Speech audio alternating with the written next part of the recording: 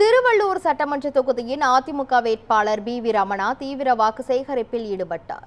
திருவள்ளூர் சட்டசபை தொகுதியில் தேசிய ஜனநாயக கூட்டணி சார்பில் போட்டியிடும் அதிமுக வேட்பாளர் பி.வி. ரமணா மணவூர் உள்ளிட்ட 20க்கும் மேற்பட்ட கிராமங்களில் திறந்த வாகனத்தில் சென்று இரட்டை இலை சின்னத்திற்கு வாக்கு சேகரித்தார். பிரச்சாரத்தின் போது பேசிய அவர், கடந்த 5 ஆண்டுகளில் திமுக அரசு எந்த முன்னேற்ற பணிகளையும் செய்யவில்லை என்று குற்றம் சாட்டினார்.